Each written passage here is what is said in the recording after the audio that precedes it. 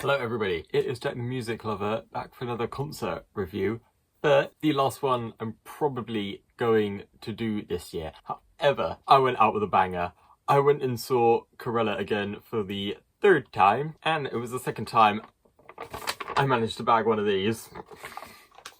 And every time, it's a bigger venue. They punch bigger. This time, it was in KOKO's, which I've been to before. Almost 6 years ago, I went and saw Emma Blackery there. That was the first concert I ever went to by myself. But I forgot how ornate the decoration was in this venue. Like, there are Greek god statues around, and all of this red and gold decoration. And there's the boxes and the balcony and this really ornate ceiling. It's absolutely beautiful. But apart from the spectacular venue, the concert itself, we had two support acts. The first was a girl called Belle, who came all the way from the US. And she was thrilled to be there. It was sort of soft rock and chill music.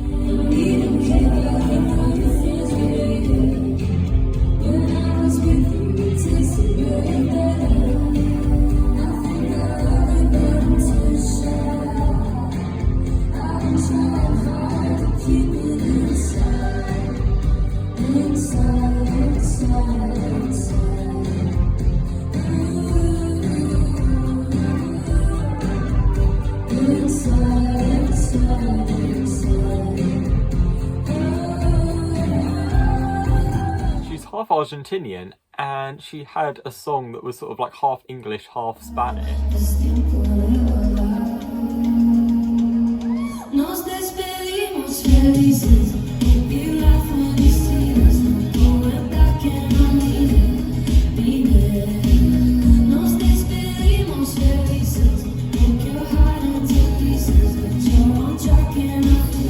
More heavy on instrumentation than lyrics, but it was a really smooth way to start out the evening.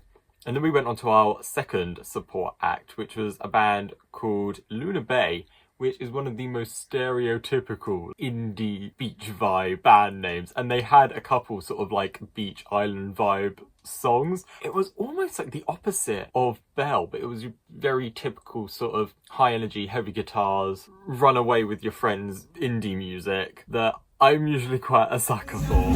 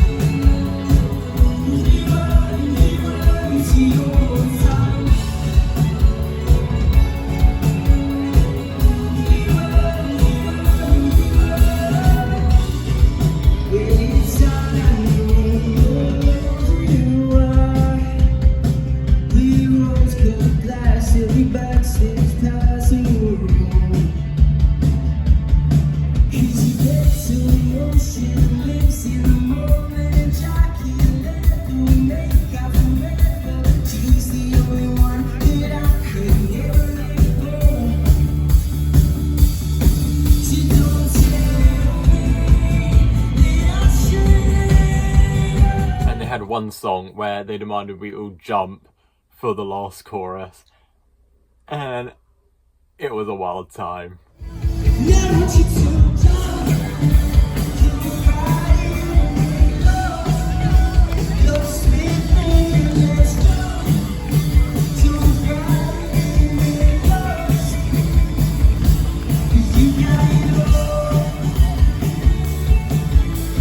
And then finally, the men of the hour, Corella, came on stage, and they didn't start with a new one. I remember when I saw them at the O2 Islington, they started with Don't Stop Me. They didn't even sing that one. They started with Puppet.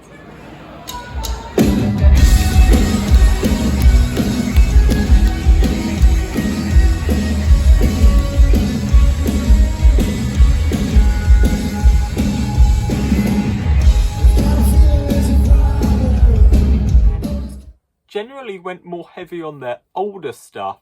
I would still say it was probably about a third new stuff, but it was mostly older stuff that they went through, as you can see here.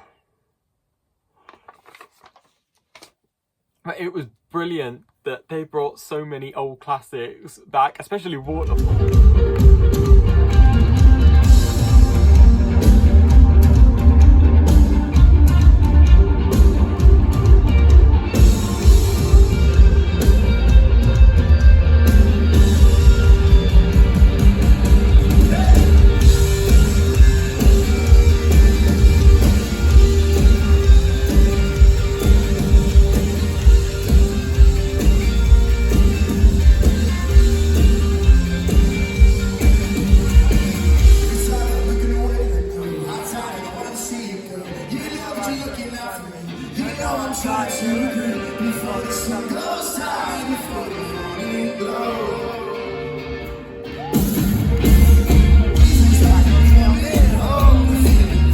They almost like eased into Waterfall, and they had loads of little guitar solos here and there, mostly again with their old stuff, because their new album only came out I think about a week ago, and because my old one of these broke, I couldn't listen to music for a week. But from the songs I heard off the new album that I hadn't heard yet, it looks like a cracking album. And as I was saying about the guitar solos, it was mainly the old stuff, so we were far more likely to know sort of what song they were sliding into. And a couple of the songs, I can't remember which ones, I think Bloom was one of them, but as they started, they did like a preempt guitar bit.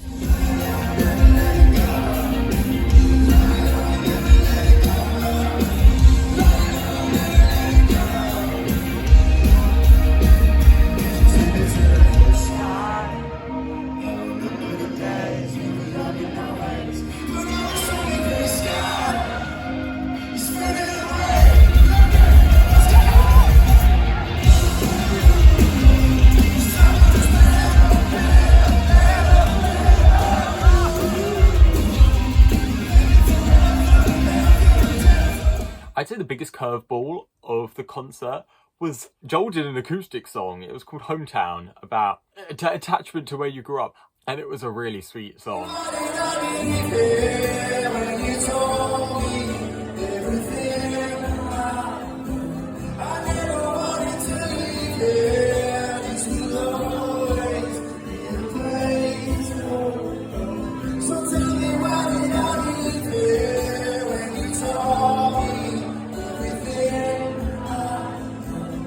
They also, for the first time I've ever seen them, they did a cover song. They did a Kings of Leon cover, and they said they had they were a massive inspiration to them, Kings of Leon.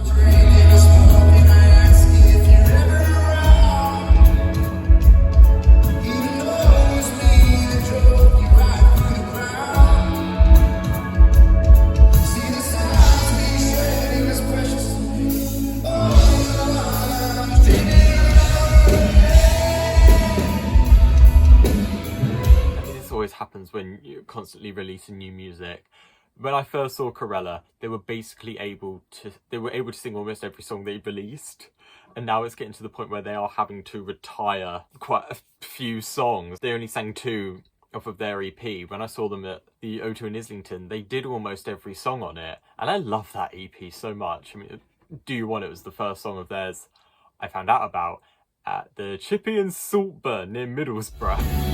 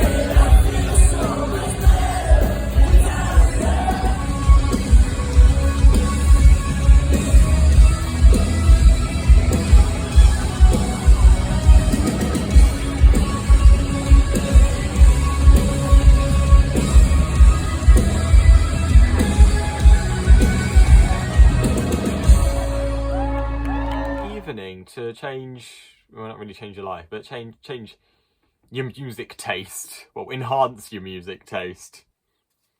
I, of course, wore my signed t-shirt. I love this t-shirt so much. And, of course, that is the reason I got it. The EP artwork, I absolutely love. I mean, it's not really artwork, it's a photo. I mean, this is artwork, but it's from a photo. But I love, there is this thing of like indie bands trying to be as quirky as possible, but it's almost like different without feeling forced to be quirky, just them fishing on a boat. But as for, I don't think I could ever have a favourite song.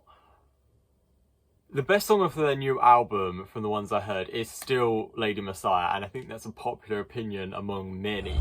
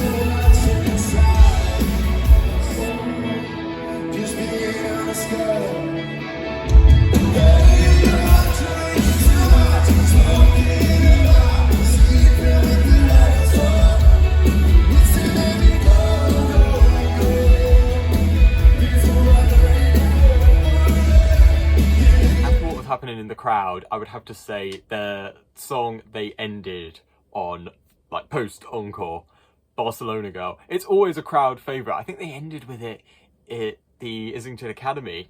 Ended with it this time.